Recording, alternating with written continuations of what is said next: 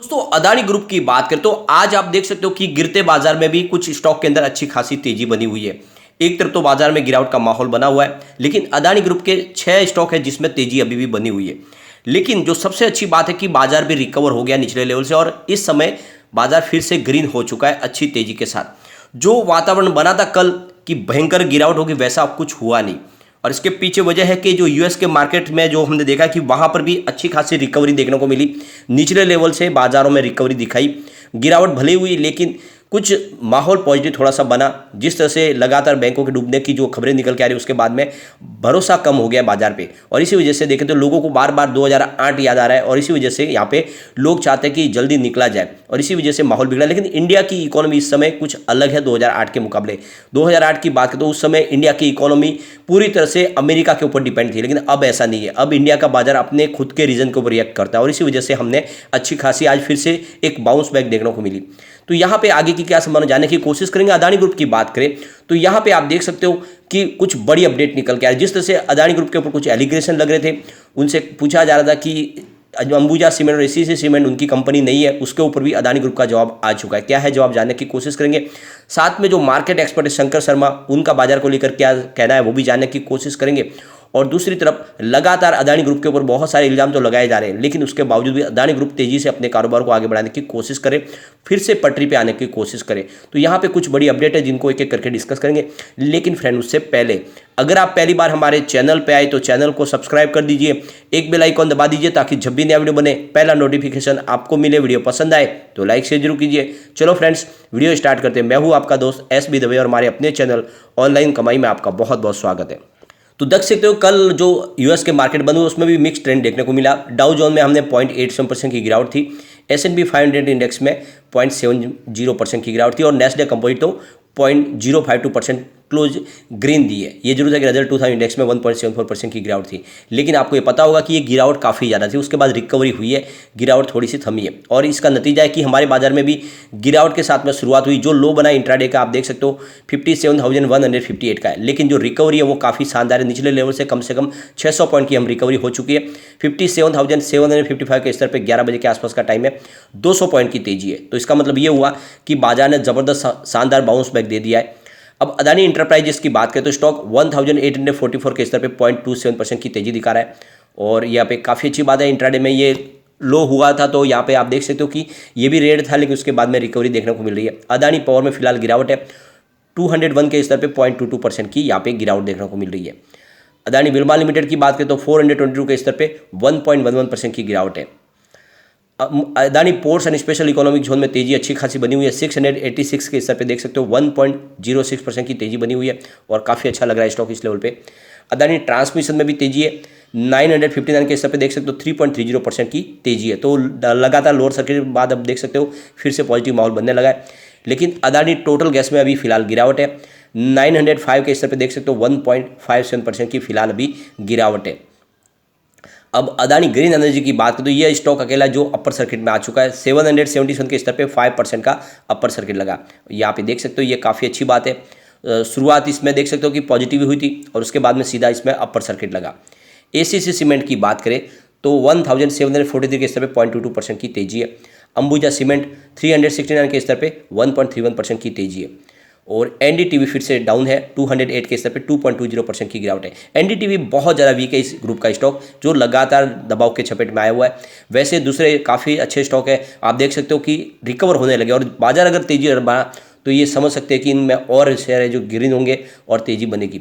अब इसके बीच में अगर आप देखें तो एक काफ़ी बड़ा एलिगेशन लगा है कि गौतम अदानी ने जो 2 कंपनियां खरीदी सीमेंट की, ACC सीमेंट और अंबुजा सीमेंट, इसके मालिक गौतम अदानी नहीं बल्कि उनके भाई है विनोद अदानी, और यही इल्ज़ाम उनके ऊपर लगा है कि ये उनकी ग्रुप की कंपनी है। फिर अदानी ग्रुप ने क्यों कहा कि ये हमारी ग्रुप की कंपनी है, और इसलिए यहाँ पे लगातार सवाल उठ रहे थे कि ये स्वामित्व किसका है।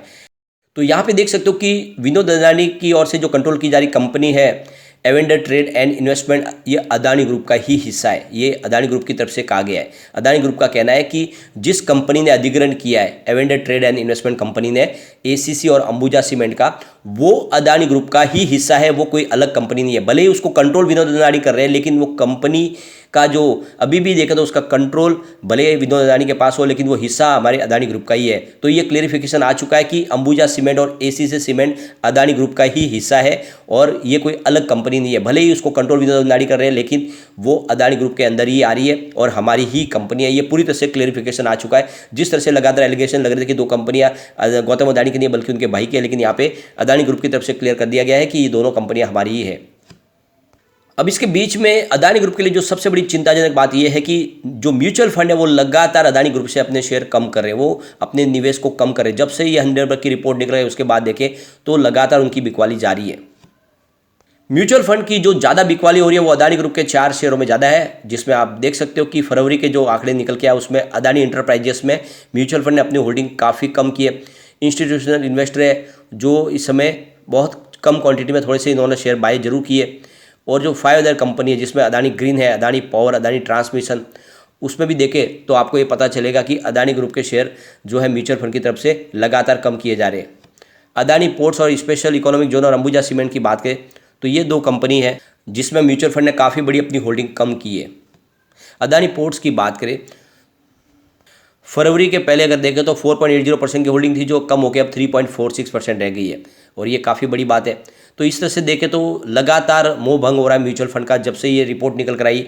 फिलहाल आप देख सकते हो कि इसलिए आने वाले समय एक ज़बरदस्त तेजी का दौर आने की संभावना काफ़ी कम है, क्योंकि बड़े फंड हाउस इस समय अदानी ग्रुप से थोड़े से दूर हो रहे हैं। अभी बाजार के लिए एक बहुत बड़ी बैड न्यूज निकल के आ रही है। सिलिकॉन वैली और सिग्नेचर बैंक के डूबने के बाद अब क्रेडिट स्विस ने भी डरा दिया है। आप देख सकते हो कि अब तक जो अमेरिका की बैंकों के ऊपर जो एक तरह से प्रॉब्लम चल रही थी वो धीरे धीरे अब अमेरिका की बजाय यूरोपियन बाजारों में भी चलने लगी है और वहाँ से भी खबरें अब बहुत ज़्यादा खराब निकल के आने लगी है। यानी यूरोप के कई बैंक हैं जो इस चपेट में आ सकते हैं और आने वाले समय में वो भी डूब सकते हैं। तो दुनिया की जो सबसे बड़ी बैंकों में से एक शामिल स्विट्जरलैंड की क्रेडिट स्विस बैंक के शेयर में आप देख सकते हो बुधवार को 24% की भारी गिरावट देखने को मिली और इसकी वजह से दूसरे बैंकों के शेयरों पर भी इसका असर दिखाई दिया। यूरोप के शेयर मार्केट में देखें तो गिरावट के साथ में जो क्लोजिंग आई और आप ये देख सकते हो कि अब जो मामला निकल के आ रहा है, पहले तो अमेरिका की बैंकों का नंबर लगा, उसके बाद अभी स्विट्जरलैंड की सबसे बड़ी बैंक क्रेडिट स्विस उसके भी डूबने की संभावना बनने लगी और कह रहे कि यहाँ पे रिस्क बहुत ज़्यादा बढ़ चुका है।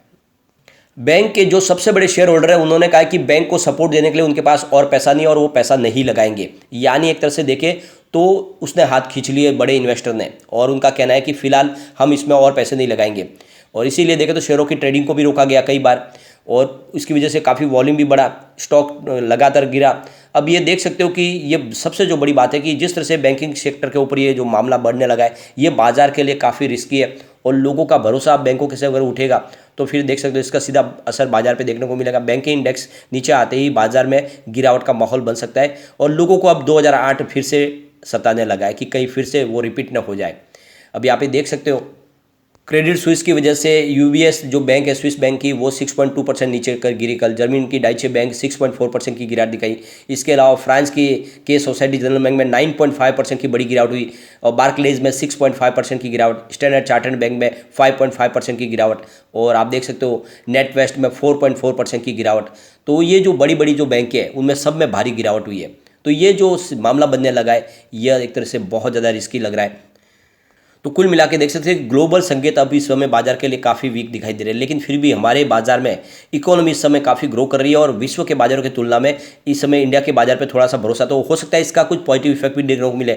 2008 की बजाय इस बार उल्टा हो और विश्व के काफ़ी जो बड़े इन्वेस्टर हो सकता है इंडिया के बाजार में निवेश करें और हमारे बाजार में एक तेजी का दौर भी शुरू हो सकता है। ये संभावना बहुत सारी है, लेकिन इस समय हमें सिर्फ देखना होगा कि आगे की क्या संभावना बन सकती है। और इसके बीच में अगर आप देखें तो अदानी ग्रुप के ऊपर सुप्रीम कोर्ट का फैसला भी जल्दी आ सकता है, क्योंकि 2 महीने का समय दिया गया है इस कमेटी को, जिसमें सेबी पूरी जांच करके इस कमेटी के सामने रखेगी और कमेटी भी अपने लेवल पे जांच कर रही है। तो जल्दी ही इसमें क्या शेयरों की प्राइजों को मैनिपुलेट किया गया है कि नहीं, या फिर इसमें कोई और गलती हुई है, तो ये सारी की सारी जो है मनी लॉन्ड्रिंग का मामला बना है कि नहीं, ये सारी जानकारी है जो जल्दी हमारे सामने आएगी और उसके बाद में अदानी ग्रुप के बारे में क्या फैसला लेना वो लिया जा सकता है। तो अभी फिलहाल आप देख सकते हो कि इस समय नई पोजीशन बिल्कुल नहीं बनानी चाहिए आपको, क्योंकि बाजार में इस समय सिर्फ अदानी ग्रुप की बात नहीं है बल्कि बाजार खुद बहुत ज़्यादा वीक दिखाई दे रहा है इंटरनेशनल रीजन की वजह से। और इसके बीच में अगर आप देखें तो विपक्ष है वो लगातार हमले कर रहा है, अदानी ग्रुप के ऊपर जेपीसी की मांग कर रहे हैं। इसके अलावा ईडी को कह रहे हैं कि आप जांच करें इस मामले की।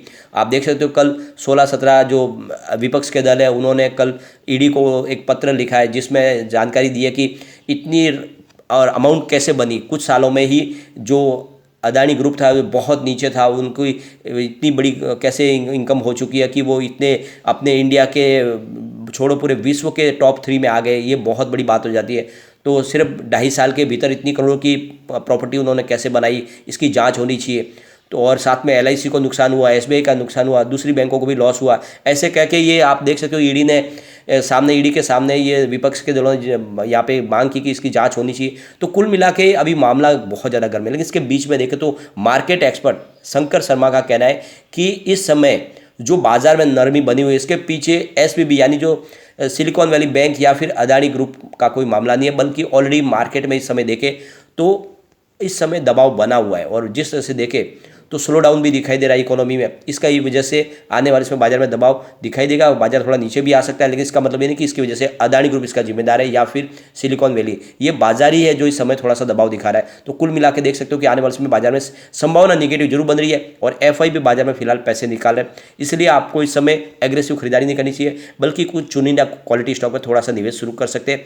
और भी फिलहाल अदानी ग्रुप में आपको वेट एंड वॉच करना चाहिए। लेकिन फ्रेंड, कोई भी इन्वेस्टमेंट करने से पहले अपने फाइनेंशियल एडवाइजर से बात ले ले या अपना खुद का रिसर्च करें, क्योंकि मैंने वीडियो आपके एजुकेशनल पर्पज के लिए ही बनाया। वीडियो पसंद आए तो लाइक शेयर जरूर कीजिए और चैनल को सब्सक्राइब कर दीजिए। Thank you friend.